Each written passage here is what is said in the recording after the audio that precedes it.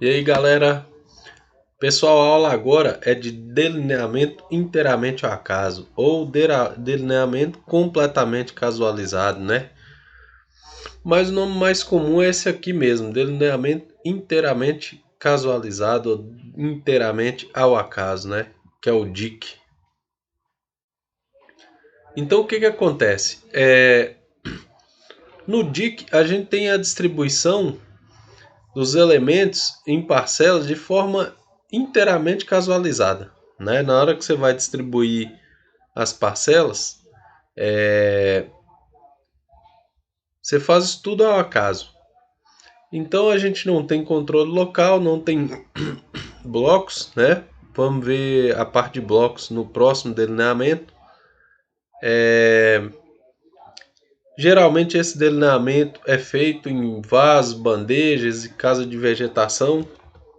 Vou colocar aqui dar uma diminuída para vocês verem o material. Eu ampliei só para ficar melhor para vocês lerem, mas as margens estão saindo da área do PDF, né? E aí, o que que acontece? Por ser totalmente a casa, ele precisa de ambientes e terrenos em condições uniformes, né? Porque senão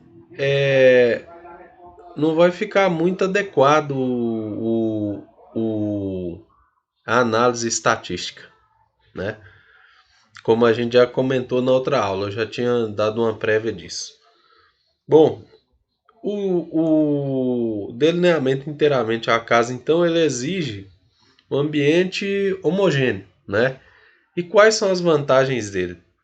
Bom, a primeira vantagem do DIC é essa daqui, ó. Que apesar de depender de uma quantidade de material e área experimental disponíveis, né? Apesar de depender da quantidade de material e da área experimental disponível, ele é muito flexível em relação ao número de tratamentos e repetições. Quer dizer que você não precisa ter ali o mesmo número de tratamento e repetições e tal. Isso aí é bem flexível, né? Essa é uma boa vantagem do DIC. A segunda vantagem é que o número de repetições pode ser diferente entre os tratamentos. Você pode ter tratamento com 3 repetições, outro tratamento ter 4, né? Isso aí, ó, não vai mudar muito na análise de variância, né? Esse pedaço aqui é justamente quando acontece uma perda de informação. Você está fazendo um tratamento lá, né? Você tá fazendo lá uma análise de variância, um teste lá experimental, estatístico. E aí você está fazendo isso com boi. Aí um boi vai e morre. Isso aí não vai acarretar muito problema, né? Não pode ter muitas perdas, porque senão as coisas começam a ficar complicadas. Mais um ou dois você ainda consegue admitir, né? O que que acontece?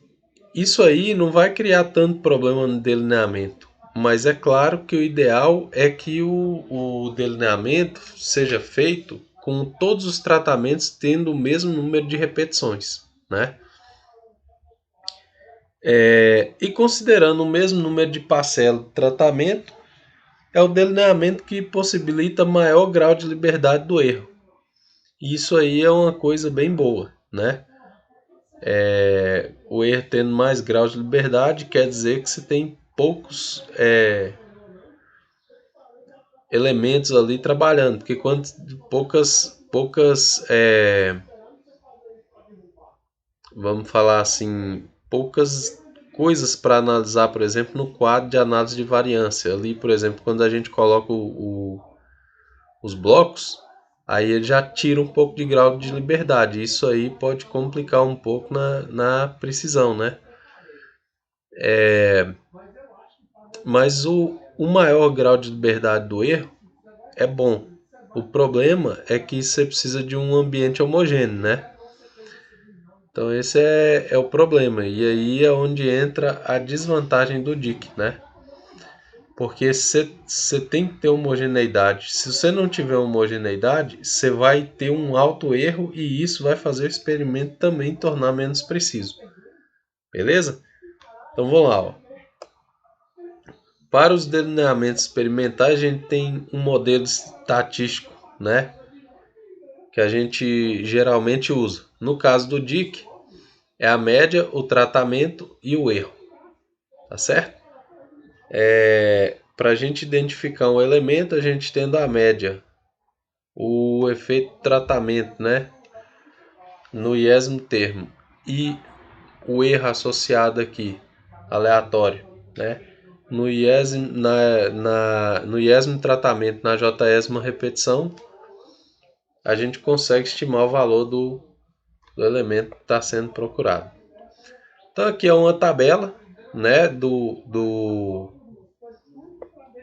que mostra o quadro de fatores dos elementos, do quadro de elementos do DIC, né? Aqui a gente tem os tratamentos e aqui temos as repetições. Aqui temos o total de cada tratamento, né?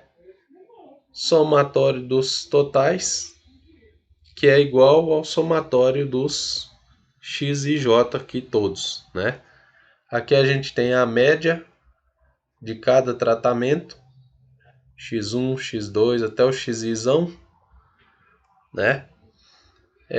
E aqui o fator de correção, que é a soma de todos os elementos ao quadrado dividido pelo número de elementos. Esse fator de correção vai ser importante para a gente encontrar esses elementos aqui do quadro de análise de variância, porque o interesse nosso aqui, ó, é montar esse quadro de análise de variância, porque é nele que a gente vai encontrar o F para falar se o que a gente tem é estatisticamente equivalente ou se existe alguma diferença entre as médias dos tratamentos, né?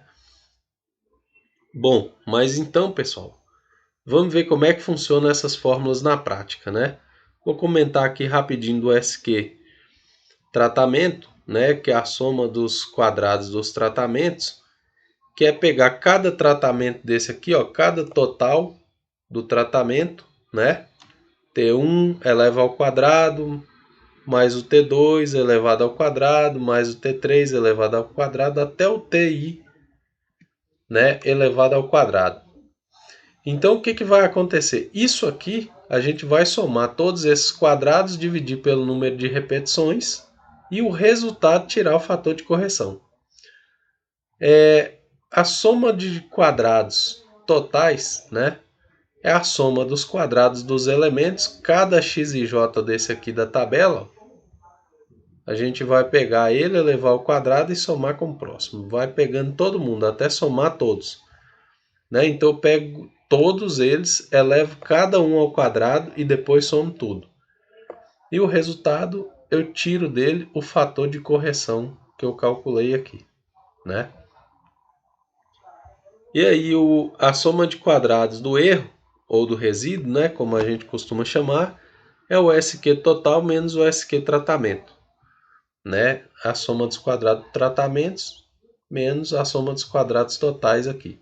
Opa, contrário, né? Soma do quadrado total menos tratamento, porque o total é a soma desses dois. Então, para achar esse aqui, é só pegar esse e subtrair desse. Nós vamos fazer agora um exemplo prático, tá joia, pessoal? Com isso, na próxima aula. Um abraço, galera.